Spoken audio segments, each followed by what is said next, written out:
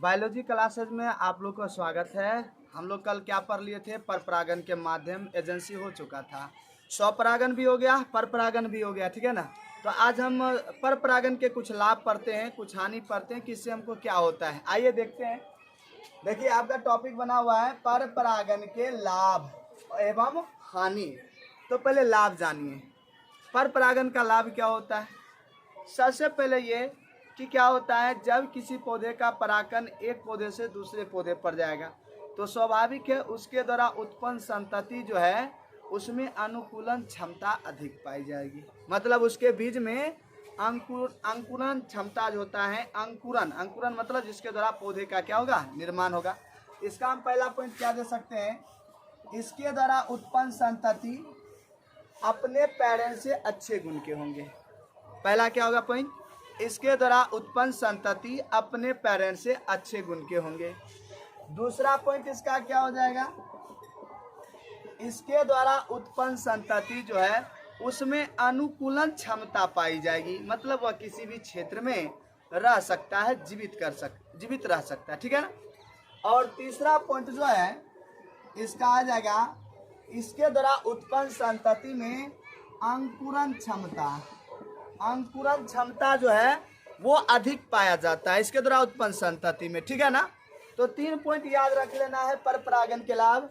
इसके द्वारा उत्पन्न संतति अपने पेरेंट्स से अच्छे गुण के होंगे, इसके द्वारा उत्पन्न संतति में अनुकूलन क्षमता पाई जाएगी, और तीसरा क्या होगा, इसके द्वारा उत्पन्न संतति में अंकुरन क्षमता भी अधिक पाई जाती है, ठीक है। अब देखिए इसका हानि क्या हो जाएगा। आपको इंग्लिश में लिखिए एडवांटेज एंड डिसएडवांटेज।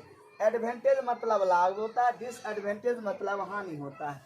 अब हानि क्या होगा परपरागन का, ये देखिए इसमें जैसे हम पढ़े वायु परागन, वायु में क्या होगा, एक बार झोंका मारेगा बहुत परागकण उधर चला जाएगा, मतलब निषेचन एक ही से होगा। तो इसमें हमें अधिक परागकण बर्बाद हो जाते हैं। इसमें हमारा अधिक परागकण जो है वो क्या हो जाता है, वो बर्बाद हो जाता है, ठीक है।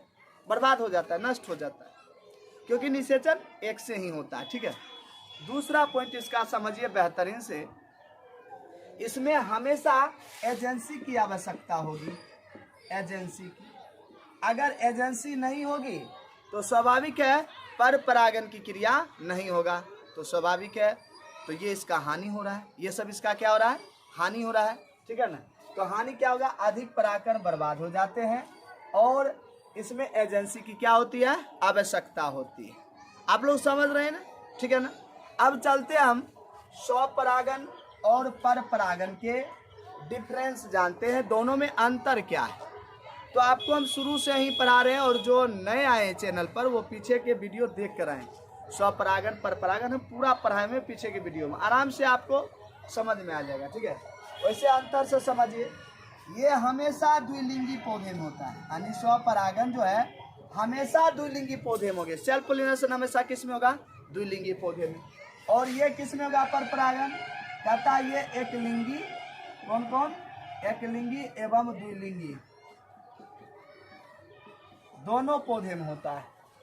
परपरागन एक लिंगी और द्विलिंगी दोनों पौधे में होगा। स्वपरागन हमेशा एक लिंगी पौधे में होता है, द्विलिंगी पौधे में होता है, ठीक है। दूसरा पॉइंट इसका समझिए, ये परागन सिर्फ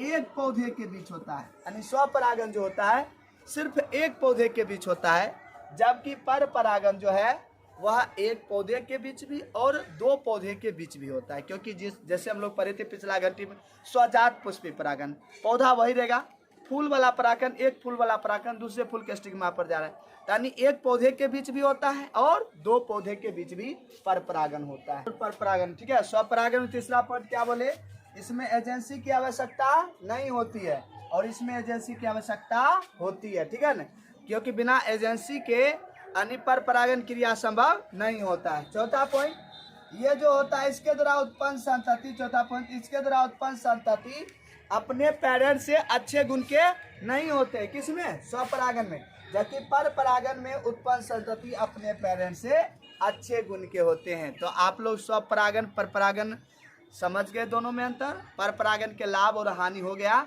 अब अगला टॉपिक आपका आता है पराग स्त्री केसर संकर्षण, पोलन पिस्टिल इंटरेक्शन, मतलब ये क्या होता है, ये क्या कहता है, कहता किसी भी पौधे का हो, किसी भी पौधे का हो, जब परागकण स्टिग्मा पर पहुंचता है तो स्टिग्मा में ये क्षमता होती है, क्या जानते हैं, कि उस परागकण को पहचानना। आप मान लीजिए कि हवा का झोंका चल रहा है, अनेक प्रकार के पौधे का परागकण उसमें होगा हवा में, क्या वह किसी भी पौधे के स्टिग्मा पर चल जाएगा तो निषेचन हो जाएगा? जी नहीं, कभी नहीं हो सकता है। क्यों? क्योंकि स्टिग्मा में ये क्षमता होती है कि यदि उसके प्रजाति का है तब तो वो उसको स्वीकार करेगा, मतलब उसको अपनी ओर खींचेगा, नहीं तो वो उसको छोड़ देता है, जिससे परागकण क्या होता है, सूख कर समाप्त हो जाता है। मतलब जब परागकण स्टिग्मा पर आता है तो स्टिग्मा उस परागकण का क्या करता है, पहचान करता है, और जब पहचान क्रिया होता है तो नीचे की ओर धंसता है, जही घड़ी धंसता है तो स्टाइल उससे जुड़कर एक लंबी नली बनाता है। इस लंबी नली को हम लोग बोलते हैं पराग नली। क्या बोलते हैं? पराग नली। इंग्लिश में इसको पोलन ट्यूब कहते हैं। क्या कहते हैं? पोलन ट्यूब कहते हैं। अब क्या पराग नली क्या होता है? तो जब स्टिग्मा परागकण का पहचान कर लेता है और उसके प्रजाति का होता है तो नीचे की ओर धंस कर तब स्टाइल उससे जुड़ता है। किससे स्टाइल जुड़ता है? स्टिग्मा से, और एक लंबी नली बनाता है। उस लंबी नली को पराग नली, पोलन ट्यूब कहते हैं। और इसी पराग नली से होते हुए परागकण जो है वो बीजांड में प्रवेश यानी ओवरी में प्रवेश करता है। कहाँ प्रवेश करता है? ओवरी में प्रवेश। तो आपसे पूछेगा पराग स्त्री के साथ संकर्षण क्या होगा, तो आप लोग आसानी से बता दीजिएगा।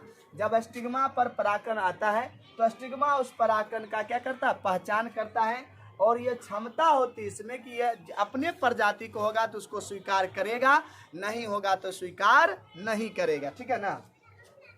अब ये पराग नली जो है ये भी 3 टाइप में बटे होते हैं। एक होता है पोरोगेमी जिसे अंड द्वार प्रवेश, दूसरा होता है मेसोगेमी जिससे अंड द्वार प्रवेश करते हैं, और तीसरा होता है चलाजोगेमी निभागीय प्रवेश होता है। अभी तीनों होता है क्या, ये देखिए।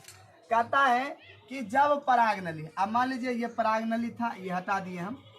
देखो जब पराग नली जो होता है, किसी जगह मिटाकर बना देते हैं हम। जब पराग नली जो है वो बीजांड होकर प्रवेश करेगा,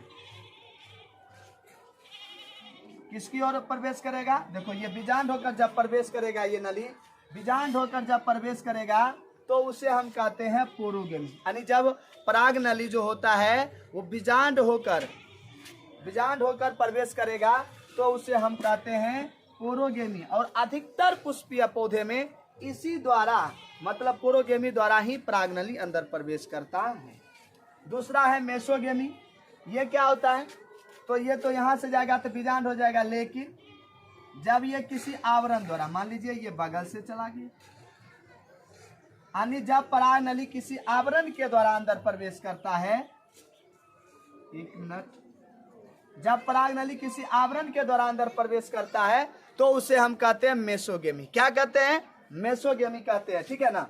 तो आपसे पूछेगा मेसोगेमी क्या है, तो जब पराग नली बीजांड में आवरण द्वारा प्रवेश करता है तो उसे मेसोगेमी कहेगा। पोरोगेमी क्या होता है? जब पराग नली बीजांड होकर अन्य अंदर प्रवेश करता है तो उसे हम क्या कहते हैं? पोरोगेमी कहता है, और अधिकतर पौधे में इसी द्वारा प्रवेश करता है। और तीसरा है चलाजोगेमी। तो क्या होगा? चलाजा तो हम पढ़े थे बीजांड के आधारीय भाग को, तो ये ऊपर तरफ आएगा, तो कैसे इसका बन जाएगा फिगर? इसका बन जाएगा जब पराग नली चलाजा होकर अंदर प्रवेश करता है, ये चलाजा होकर अंदर प्रवेश कर रहा है, तब इसे हम कहेंगे चलाजोगेमी। क्या बोलेंगे? चलाजोगेमी। ठीक है ना। तो आपसे पूछेगा पोरोगेमी क्या होगा, तो जब पराग नली बीजांड होकर अंदर प्रवेश करता है तो पोरोगेमी। मेसोगेमी, अब तुरंत बोले कि आवरण द्वारा प्रवेश करेगा तो मेसोगेमी। और चलाजोगेमी क्या होता है? जब पराग नली, देखो अभी बना हुआ चित्र, ये चलाजा होकर प्रवेश करता है तो इसे चलाजोगेमी कहते हैं। ठीक है ना। तो आप लोग आज का जो टॉपिक था ये हो गया कंप्लीट, और आप लोग कमेंट करके बताइए कि आज का क्लास कैसा रहा। ठीक है ना। और नेक्स्ट क्लास कल जो आएगा डबल फर्टिलाइजेशन, काफ़ी वेरी इंपॉर्टेंट। यहाँ से क्वेश्चन आना बिल्कुल तय रहता है, हर एक साल यहाँ से क्वेश्चन इस बार भी आया। गुणनपोष n होता है, 3n होता है, कैसे होता है ये कल की क्लास जो है बायोलॉजी की काफ़ी धुरंधर आने वाली है, जो आपको समझना बिल्कुल बेहतर होगा, और समझिएगा तभी आगे क्वेश्चन आपसे बन पाएगा इंटर का। ठीक है ना। तो आज का क्लास कैसा रहा कमेंट करके आप लोग बताइए, और जो चैनल पर नए हैं तो सब्सक्राइब जरूर करिए। और हम आपसे वादा करते हैं कि हर एक टॉपिक बाय टॉपिक इंटर का बायोलॉजी आपको हम अंत तक पढ़ाते रहेंगे, ठीक है। सिर्फ आपका सपोर्ट हमें मिलता रहे। जय हिंद, जय भारत।